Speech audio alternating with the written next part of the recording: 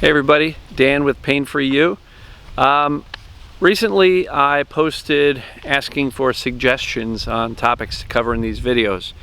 I got a whole bunch of great requests and I will work through them and try to get to these over the next several days. One of the common themes really came up was fear. And so let's talk about that.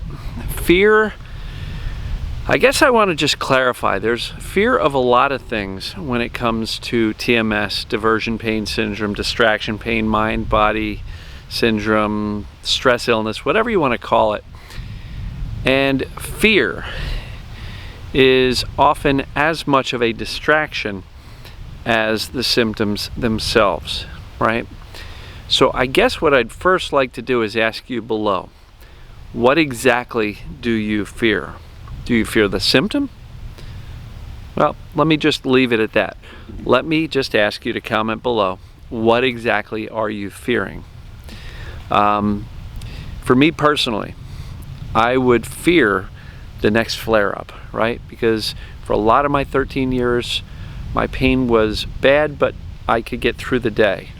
But boy, there were times when it would flare up that would just knock me to my knees and really put me down.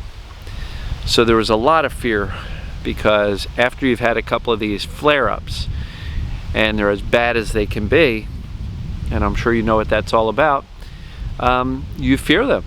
And even when you're feeling a little bit better, you're still like, oh, when's it gonna happen again? I don't know, this is gonna hit me again.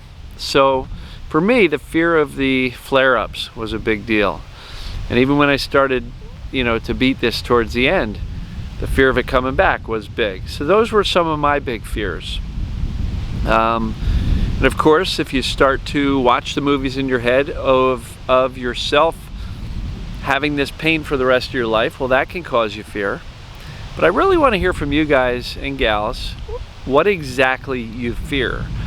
Because I know sometimes we just feel it, like we're just anxious, fearful.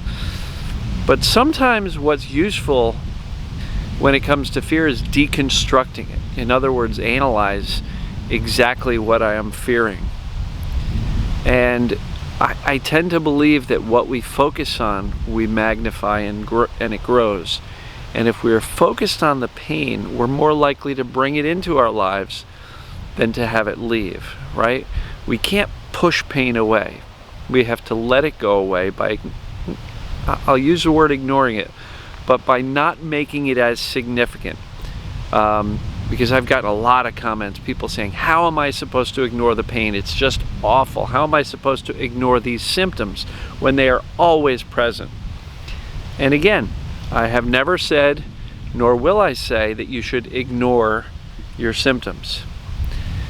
But you can make a conscious choice to make these symptoms or your pain less significant in your life.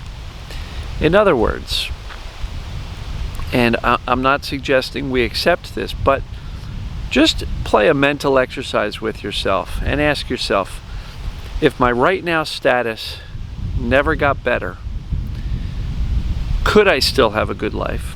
And what could I do to make sure I had a good life? So look, living with pain is challenging. I know, 13 years, I get it. But if I had to go through my life, the rest of my life that way, I could still do it. I could still do some type of work where I was either computer or phone. I could do other, I don't know. I believe that we can live a life with pain, as many of us have proven, right? Many of us, most of us, have been still living our lives with pain. And the amount of significance we place on that pain and the amount of power we give to the pain to ruin our lives is what keeps it hanging around. So how significant is your pain in your life? It is, if it is your every waking thought, every waking action is surrounding the pain and avoiding the pain, and it's going to be really hard for that pain to let go. Oh, a deer just ran by. By the way, if you can tell, I am back home from the lake house. It was a wonderful month. but it's time to get back to work and really get some things done. I was pseudo on vacation, even though I kept these videos going. So you probably noticed, hey, this looks familiar. This is back in Dan's backyard. So back to fear. What exactly do you fear? And deconstruct it. And maybe take out a note and list, what do I fear? And I'm not saying focus on your fear, because then the fear can get worse, right? What you focus on can magnify and grow. But by doing this intellectual analysis of what exactly you are fearing, you can then ask the question, what's the worst case scenario, right? And can I control this, right? Because if you can't control it, there's no sense fearing it. Look, there's been talk, forever, oh, what if the Earth gets hit by an asteroid? Okay, that would be pretty horrific. But we can't control it, so I don't sit around thinking about it. And I bring that up as an extreme example. But if there are things that you cannot control, that you're spending your time thinking about, watching these movies in your head about, the fearful thing that you don't want to have happen, you're kind of spinning your wheels, right? Can you control whether or not you get into a car accident? I would say 80-90% chance, yes, you can control that. But hey, 10% of the chance you get some idiot who just hits you out of nowhere, rear ends you, runs the light, runs a stop sign, whatever. So it's not something that is completely within your control. So you intellectually, consciously say, I'm going to drive carefully. I'm going to keep my eyes open and drive a little bit defensively. But that doesn't mean you lose sleep worrying about a next car accident, right? It's not very productive. It's not a good use of your mental and emotional energy. So what exactly are you fearing? Is it the symptoms? Is it a lifetime of pain?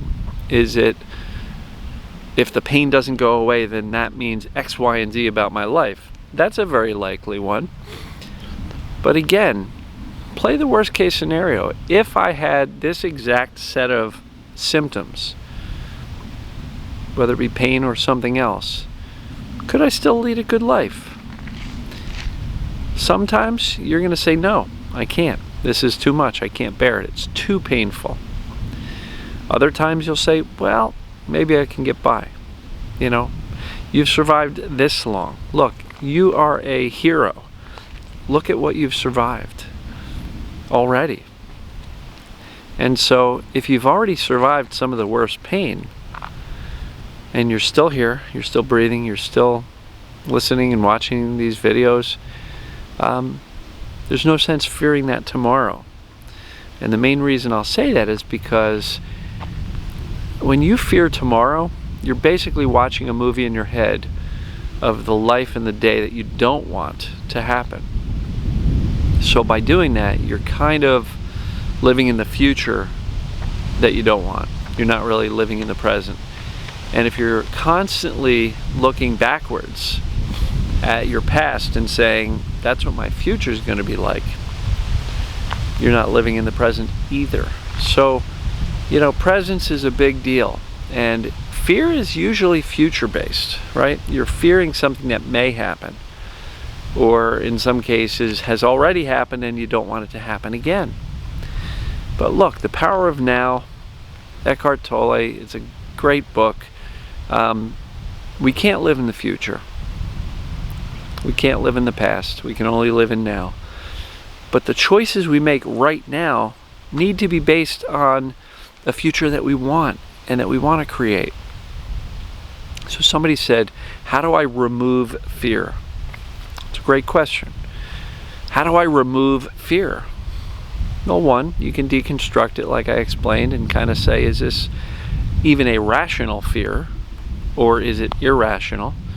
And sometimes we can intellectually, with our conscious mind, kind of whittle away at the fear and say, okay, this one's not really something I should be focused on.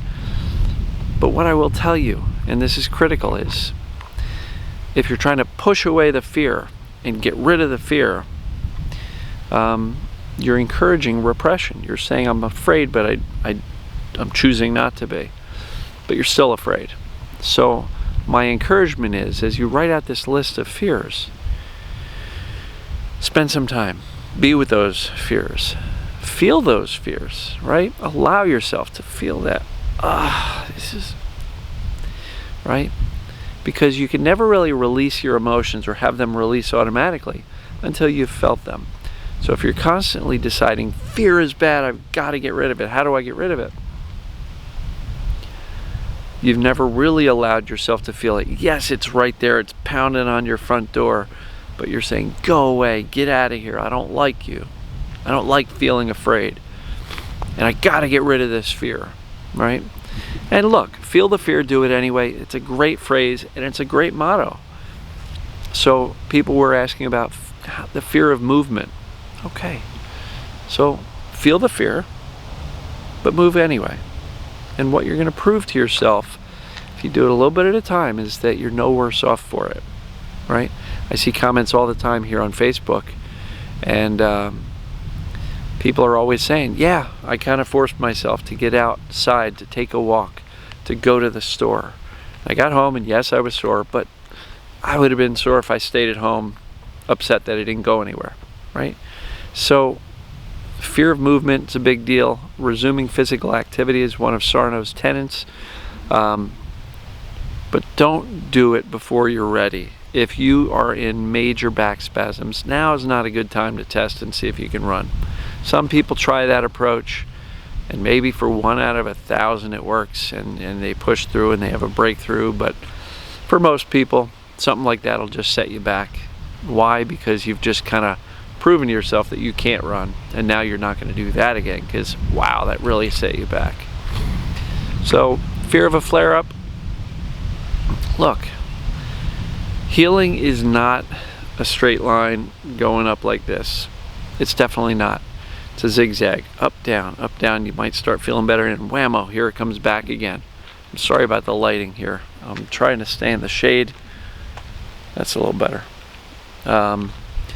Yeah, so I mean, healing is a zigzag. So as you start to get better, expect that you may have a worse day. And people look at that as a relapse and say, oh, it's awful. I can't believe it. I was doing so well. And then despair sets in, like, oh, I thought I was doing better and now I'm not. And what I would encourage you to do is not to make the decision that because you had a flare-up, this stuff doesn't work. I can tell you I had so many flare-ups and got better, flare-ups got better, you know, so many times. But you just got to keep on keeping on, because you are not broken. If you could get better, but then the pain comes back, that getting better part is proof that you're not broken, because physical structure does not ebb and flow like that. Physical structural problems are fairly constant. So let me know what you think of this video. Please comment below, because I may want to do a follow-up to this, and if I can hear more about exactly what you are afraid of, you know, then we can talk. And if you are afraid that your doctor's missed something and you have something real wrong with you, then I will suggest that you are straddling the fence. You have not fully decided or determined that you have TMS or distraction pain or this stress illness, right? Because if you are still walking around saying, well, it feels physical, and I fear that if I don't get this handled, I'm going to hurt myself worse.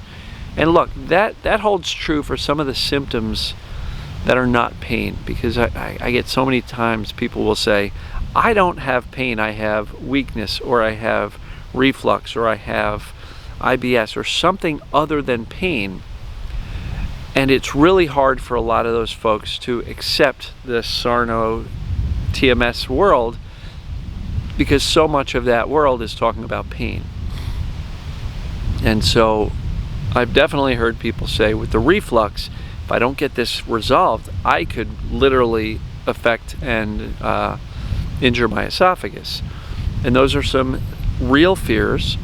And in some cases, it may make sense, like with reflux, to work with a medical professional to manage it while you resolve the cause. The cause is stress. The cause is this TMS stuff, right? But if you need to manage the symptoms so that you're not overwhelmed by the symptoms and staying in that fear loop, might not be a bad idea. So what are you really most afraid of? And what's the goal in getting rid of the fear? Fear is here to keep us safe, right? That's the goal of fear. If there's a bear charging at you, boy, you better feel fear, because you know what? There's real present danger.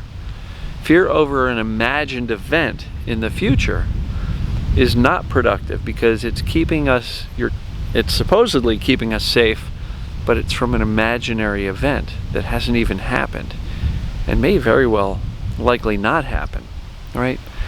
I'm rambling a little bit here. You know, fear is a huge topic. That's why I'm asking you in this video, please comment below what your biggest fears are relative to TMS, but in life in general. Because how do you get rid of the fear? You get rid of the fear by feeling it and allowing it to release naturally. You do some intellectual analysis. Is this fear rational? Is this fear based on something that may happen to me legitimately? And even if it does happen, can I handle it? Most likely, yes, you can handle it, because many times if we're fearing the symptoms that we already have or have already had at the worst level, there's nothing to fear. And at the end of the day, if you believe that Sarna was right and that stress illness or distraction pain or distraction symptoms are what's going on with you, then there's nothing to fear about your body, because you are not broken. So hopefully you found this ramble about fear helpful, but what I am encouraging you to do is leave some comments below as to what exactly you are fearing and why you feel you need to get rid of the fear. I did have a video that said lose the fear, lose the pain, and the encouragement there was that don't worry, there's nothing to be worried about, right? You're not broken. And that is a mindset which I still encourage you to take on. Relax, you're not broken. So let me know what you're thinking. Was this helpful? Was it just a rambling mess? It was a big topic and I was a little unsure of how to tackle it, so we'll talk more. So let me know, and I will get to that list of requests and shoot some more videos based on your requests. So we'll talk to you guys soon.